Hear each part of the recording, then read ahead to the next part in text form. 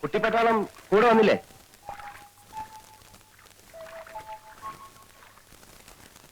പേരെന്താ? പേരില്ലേ? അതെന്താന്നാ ചോദിച്ചത്?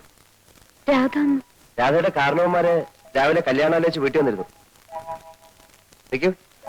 നിങ്ങളുടെ നാട്ടിലൊക്കെ കുട്ടികളാ കല്യാണാലോചിക്ക? അങ്ങനെയാണെങ്കിൽ പിന്നെ രാധ മാത്രമായിട്ട് എന്തിനാ പോരായിരുന്നത്? അവര് ചോദിച്ചതിനൊക്കെ ഞാൻ മറുപടി പറഞ്ഞിട്ടുണ്ട് കേട്ടോ. ഇനി എന്തെങ്കിലും അറിയണേ ചോദിക്കാ, പറയാം. ഏയ്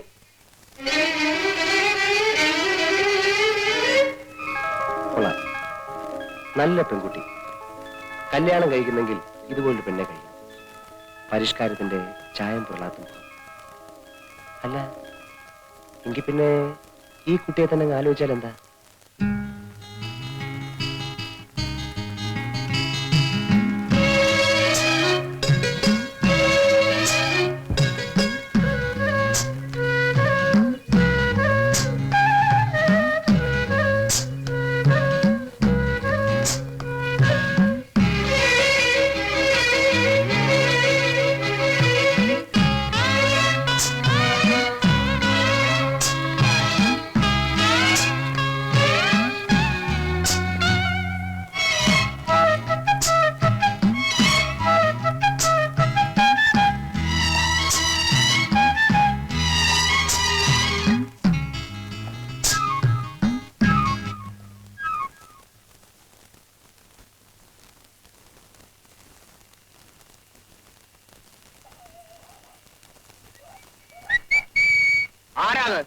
പട്ടി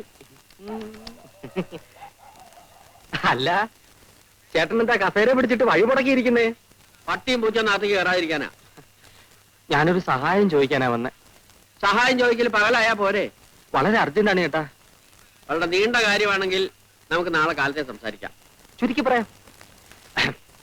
എന്റെ അമ്മ മരിക്കുന്ന കാലത്ത് എനിക്ക് 12 വയസ്സായിരുന്നു. അന്ന് മരിക്കാൻ കിടക്കുന്ന നിന്റെ അമ്മയോട് രാജിച്ചെന്നാര് സത്യം ചെയ്ത് പറഞ്ഞതാ രാധയെ നിനക്ക് കല്യാണം കഴിച്ചു തരാം. ഇത് ഈ നാട്ടിൽ നീ എല്ലാവരോടും പാടിക്കൊണ്ട് കിടക്കുന്ന പാട്ടല്ലേ വാസുണ്ണി? എത്ര പാടിയിട്ടും ഒരു പ്രയോജനവും ഇല്ല ചേട്ടാ. ഓടിയാത് വാതിലടച്ചിട്ട് പോകും. പൊക്കോളൂ. രാജിച്ചൻ അമ്മാവനോട് ചേട്ടൻ ഒന്ന് പറയണം. സംസാരിക്കാം. ഇപ്പോഴെങ്കിലും പറഞ്ഞില്ലെങ്കിൽ ആകെ പ്രശ്നം. നാളെ കാലത്ത് സംസാരിക്കാൻ. പൊക്കോളൂ. തള്ളല്ലേ? വെച്ചോളാം. രാവിലെ തൊട്ട് വൈകുന്നേരം വരെ ആ പാവം മനുഷ്യ സ്ത്രീയെ പൂട്ടിയിടും.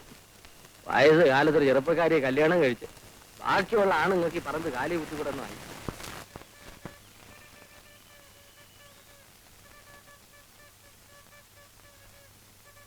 പാല് നിങ്ങൾ തനിച്ചുള്ള?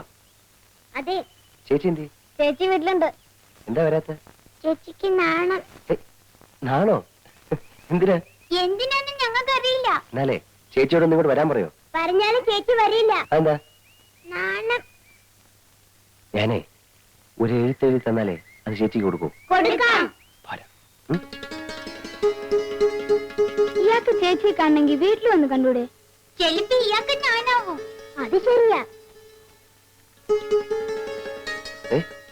ചേച്ചിയുടെ കയ്യിൽ തന്നെ കൊടുക്കണം.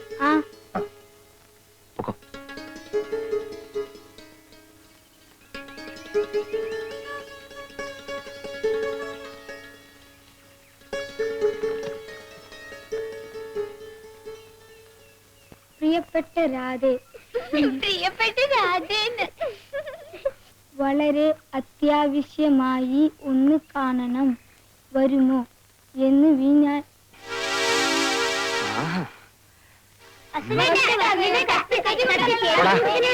വീട്ടിൽ പോടാ.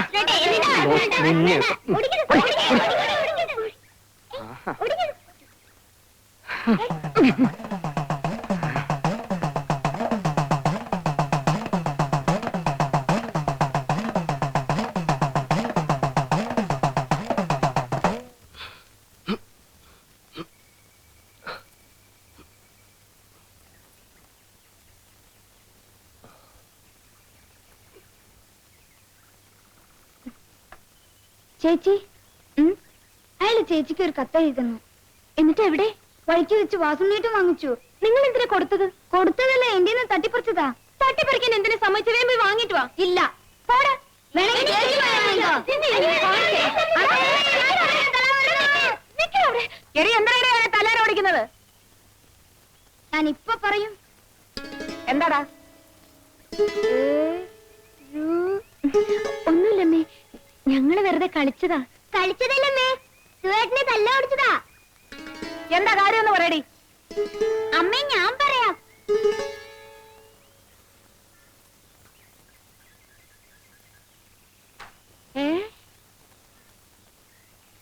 ഇവിടെ വാടി.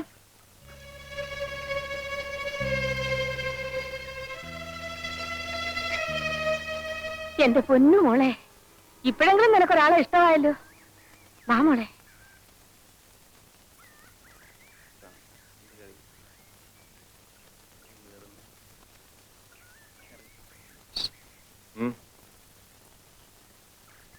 ഐഡി ഞാൻ പോരാ.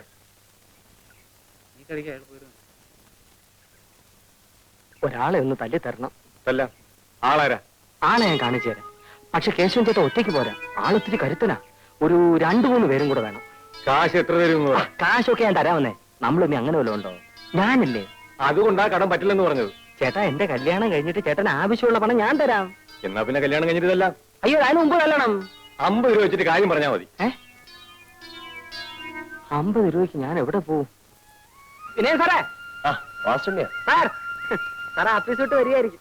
അതെ. ഞാൻ സാറിനെ കാണാൻ വീട്ടിലോട്ട് വരികയായിരുന്നു. എന്താ? അടിയന്തരം ഒരു 50 രൂപ കടം വേണം. എനിക്കല്ല, രാജിച്ചനമ്മാവനാ, രാധയുടെ അച്ഛന്.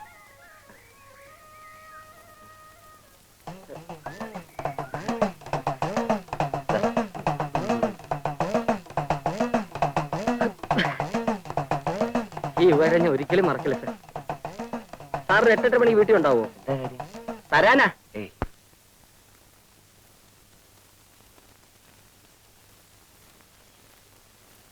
ഇവിടെ ആളില്ലേ? ആരാ? ഞങ്ങളാ. ഞങ്ങളോ?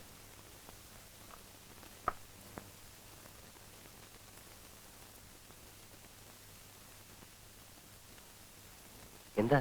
കൂലിക്ക് തല്ലാൻ വന്നതാ. കൂലിക്ക് തല്ലാനോ? അതെ. നിങ്ങളെ ഞാൻ ആരോടും തല്ലിനും വഴക്കിനും പോകാറില്ല. നിങ്ങൾ വല്ലണ്ട, ഞങ്ങൾ വലിക്കോളാം. എന്നെ അടിക്കരുത്. ഞാൻ ഒരു സമാധാനപ്രേമിയാ. ഒരു കവലിൽ അടിച്ചാൽ മറു കവലും കാണിക്കുക, അതാ എന്റെ ആദർശം. ഇതാ.